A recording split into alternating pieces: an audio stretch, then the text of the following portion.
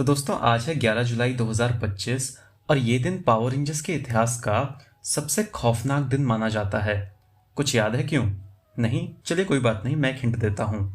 Radio broadcast devastation, SPD.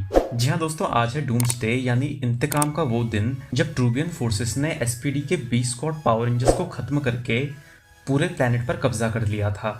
लेकिन अच्छी बात यह है कि ये सब एक अल्टरनेट टाइमलाइन में हुआ था, मेन टाइमलाइन में नहीं, क्योंकि मेन टाइमलाइन में एसपीडी के कुछ बचे हुए साइंटिस्टों ने ओमेगा रेंजर बनाकर उसे अतीत में भेजा ताकि ट्रूबियन फोर्सेस के हाथों पावर रेंजर्स की हार को बदला जा सके। तो आज के इस स्पेशल वीडियो में हम पावर रेंजर हिस्ट्री के इस डूम्सडे को ऑब्जर्व करते हुए एसपीडी के एपिसोड द मैसेंजर को रिविजिट करेंगे और इस एपिसोड से जुड़ी कुछ पुरानी यादों को एक बार फिर से ताज़ा करेंगे। तो बिना ज़्यादा समय गवाए आइए शुरू करते हैं। तो इस एपिसोड की शुरुआत होती है एसपीडी के कमांड सेंटर से, जहां पर बूम अपने रेडियो पर पावर रेंजर्स को भविष्य से आया हुआ रेडियो ट्रांसमिशन सुना रहा था, जिसमें ट्रूबियन फोर्सेस के हाथों एसपीडी के योद्धाओं के मरने का जिक्र हुआ था। इस ट्रांसमिशन को सुनने के बाद सभी रेंजर्स थोड़े घबरा गए थे, जिसके कुछ ही देर बाद ट्रूबियंस ने हमला कर दिया। लड़ाई के मैदान में पहुंचकर रेंजर्स ने देखा कि उनका सामना शॉर्टी नाम के एक बहुत ही ताकतवर और फुर्तीले एलियन और मोर्गाना नाम की एक ट्रूबियन वॉरियर से होने वाला था, जो कुछ दिन पहले मोरा नाम की एक बच्ची हुआ करती थी और अब अचानक बड़ी हो गई थी। ये लड़ाई काफी ज्यादा इंटेंस थी, जहां पर हमें कुछ बहुत ही जबरदस्त hand to hand combat, explosions और कुछ बहुत ही कमाल की जॉर्ड फाइट्स देखने को मिली। और एक वक्त के लिए तो ऐसा लगा कि शायद शॉर्टी और मोर्गाना रेंजर्स को हरा ही देंगे, लेकिन तभी रेंजर्स ने लड़ाई का रुख पूरी तरह से मोड़ दिया और दिखा दिया कि रेंजर्स का टीम वर्क मोर्गाना और शॉर्टी जैसे ताकतवर दुश्मनों को भी हरा सकता है। और अब तक तो ऐसा लगने लगा था कि भविष्य से आया हुआ वो मैसेज बस एक मजाक था, क्योंकि ये लड़ाई तो पूरी तरह से अब रेंजर्स के कंट्रोल में आ चुकी थी। यहाँ से रेंजर्स शॉर्टी और मोर्गाना को अरेस्ट करेंगे और फिर सब कुछ ठीक हो जाएगा। लेकिन तभी एंट्री हुई डेवस्टेशन की, जिसकी ताकत की सिर्फ एक झलक ने रेंजर्स को पूरी तरह से हिलाकर रख दिया।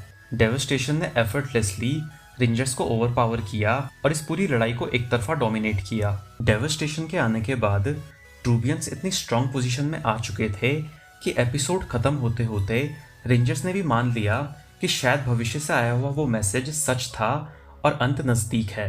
ये लड़ाई एपिसोड के सेकंड पार्ट में भी कंटिन्यू हुई और अब तक रेंजर्स एड़ी चोटी का जोर लगा चुके थे, लेकिन कुछ भी वर्क नहीं कर रहा था। ट्रूबियंस के सामने रेंजर्स के सारे हथियार, यहाँ तक कि उनका जाइगेंटिक डेल्टा कमांड मेगाजॉर्ड भी कमजोर पड़ गया। हालात ऐसे थे कि हर गुजरते पल के साथ रेंजर्स के हारने के चांसेस बढ़ते ही जा रहे थे। लेकिन तभी एंट्री हुई ओमेगा रेंजर की, जिसने आते ही इस लड़ाई की दिशा और दशा दोनों बदल दी और बहुत ही आसानी से डेवस्टेशन के भाई शॉर्टी को खत्म कर दिया। अफसोस की बात यह है कि ओमेगा रेंजर से एक दो मुलाकातों के बाद ही रेंजर्स समझ गए कि ओमेगा रेंजर थोड़ा सा सेल्फ ऑब्सेस्ड है और उसे ऐसा लगता है कि सिर्फ हथियारों के दम पर ही लड़ाई को जीता जा सकता है। लेकिन डेवस्टेशन से थोड़ा बहुत पिटने के बाद उसे यह एहसास हो गया कि लड़ाई जीतने के लिए सिर्फ हथियार काफ़ी नहीं होते, बल्कि लड़ने के लिए जुनून और जज्बा भी चाहिए होता है। ये सच है कि रेंजर्स को ये लड़ाई जीतने के लिए ओमेगा रेंजर के हाई एंड वेपन्स और टेक्नोलॉजी की ज़रूरत थी, लेकिन ये भी सच है कि इस लड़ाई को जीतने के लिए ओमेगा रेंजर को भी टीम वर्क की इंपॉर्टेंस को समझने की ज़रूरत थी, जो रेंजर्स ने उसे समझाई।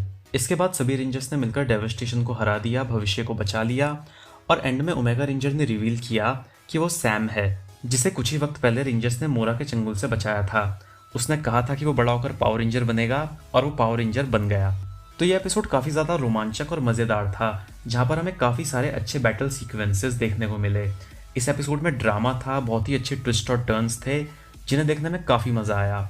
कई बार ऐसी सिचुएशन बनी जब हमें ऐसा लगा कि यहाँ से तो रेंजर हार गए, अब तो कुछ नहीं हो सकता। और ज़्यादा डर इसलिए लग रहा था क्योंकि हमें स्टार्टिंग में ही वो रेडियो ट्रांसमिशन सुना दिया गया था, जहाँ पर एसपीडी के हारने की बात कही गई थी। तो फ्यूचर तो गलत नहीं हो सकता, शायद ये सच में पावर रेंजर्स का अंत था। लेकिन जब ओमेगा रेंजर फ्यूचर से आया, तब जाकर थोड़ी चैन की सांस लेने को मिली। इसके अलावा डेवस्टेशन जैसे ताकतवर विलन के खौफ को भी इस एपिसोड ने अच्छे से महसूस करवा दिया। डेवस्टेशन हर बार रेंजर्स पर भारी पड़ा और उसने आखिर तक रेंजर्स की नाक में दम करके रखा, और इसी बात ने इस एपिसोड को और भी ज्यादा थ्रिलिंग बना दिया। साथ ही ये एपिसोड टाइम ट्रैवल जैसे मजेदार कॉन्सेप्ट से भी कनेक्टेड था, जहां पर हमें पता चला कि पावर रेंजर यूनिवर्स के अंदर सिंगल टाइमलाइन थ्योरी फॉलो होती है। अच्छा, अब यहाँ पर मैं थोड़ा सा साइंटिफिक ज्ञान पेल देता हूँ जो मैंने चैट जीपीटी से उठाया है, आप भी सुनो। तो एक्सपर्ट्स ने टाइम ट्रेवल के बारे में 2 थ्योरीज दी हैं, जिसमें से पहली थ्योरी है ब्रांच टाइमलाइन थ्योरी, जो ये कहती है कि अगर आप पास्ट में जाकर कुछ चेंज करते हो तो उससे आपके प्रेजेंट में कुछ नहीं बदलेगा, बल्कि जहाँ पर जाकर आपने चेंज किया है वहाँ से एक नई ब्रांच टाइमलाइन बन जाएगी जो आपकी प्रेजेंट रियलिटी से पूरी तरह अलग होगी। लेकिन जब आप अपने प्रेजेंट में वापस जाओगे तो वहाँ पर कुछ भी नहीं बदला होगा, आपने बस अतीत में जाकर एक नई टाइमलाइन बना दी होगी। अगर आप लोगों ने एवेंजर्स एंड गेम देखी है तो आप लोगों को पता होगा कि वहाँ पर भी ब्रांच टाइमलाइन थ्योरी के बारे में बात की गई थी। दूसरी थ्योरी है सिंगल टाइमलाइन थ्योरी, जिसके अकॉर्डिंग सिर्फ एक ही टाइमलाइन एग्जिस्ट करती है और अगर आप पास्ट में जाकर कुछ बदलते हो तो उसका असर आपके वर्तमान पर होगा और आपका वर्तमान भी बदल जाएगा। और एसपीडी के इस एपिसोड में इसी थ्योरी को फॉलो किया गया था, जिस वजह से ओमेगा रेंजर समय में पीछे आकर अपने प्रेजेंट को चेंज कर पाया, जिसका मतलब ये हुआ कि जहाँ से ओमेगा रेंजर आया था वहाँ के लोगों ने एसपीडी को हारते हुए देखा है। उन्होंने वो डिस्टोपियन एरा देखा है जहाँ एसपीडी की हार हुई थी और ट्रूबियंस ने अर्थ को टेक ओवर कर लिया था। बोलते हुए बहुत बुरा लग रहा है, लेकिन हमारे प्यारे SPD B squad power rangers actual में आज के दिन यानी 11 जुलाई 2025 को डेवस्टेशन और मुर्गाना के हाथों मारे गए थे। और दोस्तों, कभी कभी मैं सोचता हूँ कि जो भी कंपनीज पावर रेंजर्स के राइट्स ओन करती हैं वो कभी पावर रेंजर्स की इस तरह की डार्क स्टोरीज को एक्सप्लोर क्यों नहीं करती। अगर पावर रेंजर्स को सही में हारते हुए दिखाया जाए, जिसके बाद पृथ्वी पर एक एपोकलिप्टिक एरा शुरू हो जाए जहाँ सिर्फ दुख और दर्द है, और फिर वहाँ से 4-5 हीरोज की एक नई टीम किसी तरह से रेंजर पावर्स हासिल करे और बुराई को हराकर एक बार फिर से इंसानियत को जिंदा कर दे, तो ये सब ऑन स्क्रीन देखने में कितना ज़्यादा मज़ा आएगा। अफसोस की बात यह है कि इतने सालों में भी हमें ऐसी डार्क स्टोरीज देखने को नहीं मिली। पर खैर, हम पावर रेंजर फैंस हैं और फैंस होने के नाते होपफुल रहना हमारा काम है। तो होपफुल रहते हैं और उम्मीद करते हैं कि आने वाले टाइम में हमें पावर रेंजर से जुड़ा कुछ मज़ेदार कंटेंट देखने को मिलेगा। इस वीडियो में फिलहाल इतना ही। इस वीडियो पर आने और यहाँ तक बने रहने के लिए आप सभी का बहुत बहुत शुक्रिया। जाने से पहले आप मुझे कमेंट्स में ज़रूर बताइएगा कि आपका 11 जुलाई 2025 कैसा रहा। आपसे जल्दी मिलेंगे फ्रेंड्स एक नए वीडियो के साथ। तब तक अपना ख्याल रखिए। Thanks for watching.